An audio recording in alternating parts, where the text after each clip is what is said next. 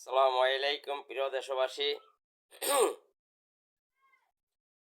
বাংলাদেশে 2026 ত্রয়োদশ জাতীয় সংসদ নির্বাচনে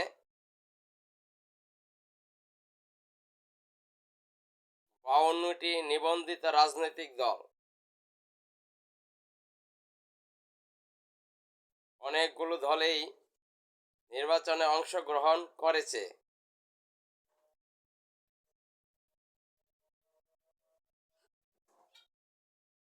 1971 সালের মহান মুক্তিযুদ্ধের পর থেকে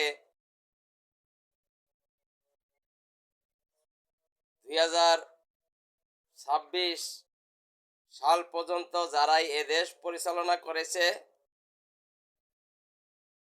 তারা এদেশের মানুষকে সুখ শান্তি দিতে ব্যর্থ হয়েছে।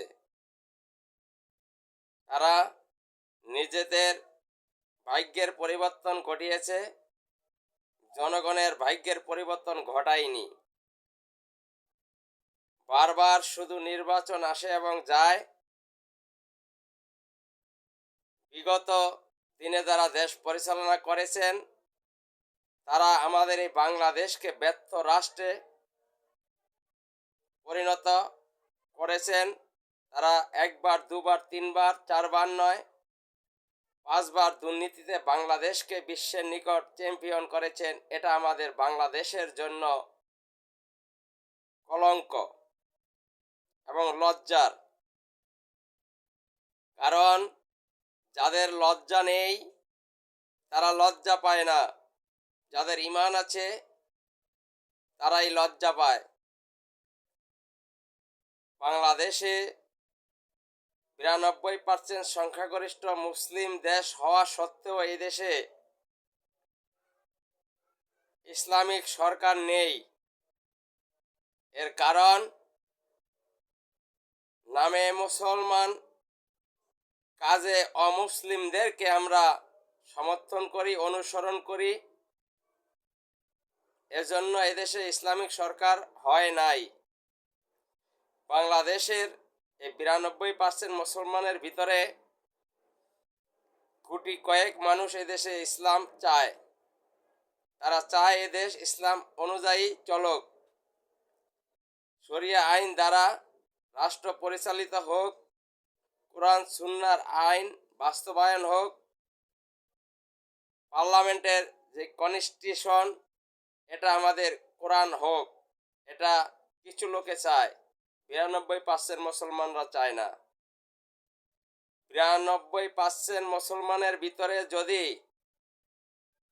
33% মুসলমান এদেশে শরিয়া আইন চাইতো, আল্লাহর আইন দ্বারা দেশ পরিচালনা হোক, এটা তারা চায়, তাহলে এদেশে ইসলাম কায়েম হতো, কোরআন সুন্নাহর আইন প্রতিষ্ঠিত হতো, আমাদের কনস্টিটিউশন কোরআন হইতো। কিন্তু সেটা এদেশের মুসলমান চায় না। কোন মুসলমানরা চায় না? যারা নামে মুসলমান, তারা পরিপূর্ণ মুসলমান হতে পারে নাই। তারা এই ইসলামিক সরকার হওয়ার জন্য বাধা। এদেশের 92% মুসলমান দাবিওয়ালারা সেকুলারপন্থী রাজনীতিবিদদের সাথে জড়িত। যারা সেকুলার, যারা ধর্ম নিরপেক্ষতাবাদ, যারা সমাজতন্ত্র, যারা এদেশে Lenin, Abraham Lincoln, Karl Marx, মা সেতুং, আইনস্টাইন, নিকিয়াভেলি, ডারউইনের থিওরি এদেশে প্রতিষ্ঠিত করতে চায়, মুসলমান হয়েও তারা হচ্ছে এদেশে ইসলামের জন্য বাধা। আমাদের নবী হযরত মুহাম্মদ সাল্লাল্লাহু আলাইহি ওয়াসাল্লাম 27টা যুদ্ধের সেনাপতি ছিলেন। তিনি রাষ্ট্রনায়ক ছিলেন, তিনি রাষ্ট্র পরিচালনা করেছেন। সবচেয়ে 4জন কাছের সাহাবী হযরত আবু বকর রাদিয়াল্লাহু তাআলা আনহু, হযরত ওমর ফারুক রাদিয়াল্লাহু তাআলা আনহু, হযরত ওসমান ফারুক রাদিয়াল্লাহু তাআলা আনহু, হযরত ওসমান গনি রহমতুল্লাহ আলাইহি, তারা রাষ্ট্রনায়ক ছিলেন, তারা রাষ্ট্র পরিচালনা করেছেন। ভারতবর্ষ মুসলমানরা 700 থেকে 800 বছর শাসন করেছেন, কিন্তু আজ আমরা 99% মুসলমান হওয়া সত্ত্বেও এই দেশে আমরা ইসলামিক শরিয়া চাই না। কারণ লোভ, মুসলমানের ভিতরে লোভ ঢুকেছে। নামে মুসলমানরা, তারা এদেশে ইসলাম কায়েম হোক এটা চায় না। কারণ এদেশে যদি ইসলাম কায়েম হয় তাহলে তারা চুরি করতে পারবে না, ডাকাতি করতে পারবে না, বদমাইশি করতে পারবে না, পরের টাকা মেরে খেতে পারবে না, প্রতিহিংসার রাজনীতি করতে পারবে না, দেশের টাকা বাহিরে পাচার করতে পারবে না, টেন্ডারবাজি করতে পারবে না, দর্শন করতে পারবে না, ইফটিজিং করতে পারবে না, ঘুষ খেতে পারবে না। এজন্য তারা এদেশে শরিয়া আইন চায় না। 99% মুসলমানের দেশে ইসলামিক সরকারই তো আমাদের হওয়া উচিত ছিল।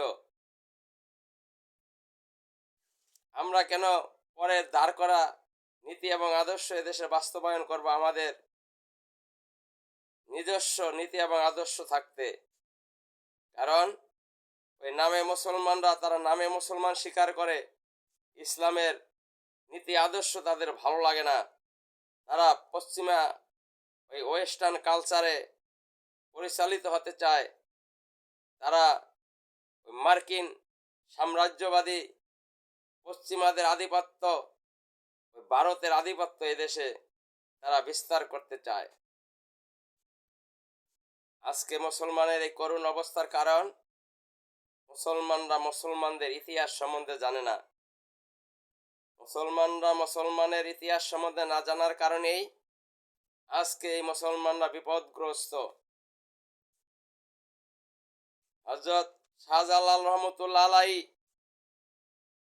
এই বাংলাদেশে যখন ইসলামের দাওয়াত নিয়ে এসেছিলেন, এদেশে লক্ষ লক্ষ মানুষ ইসলামের ছায়া তলে এসেছিল।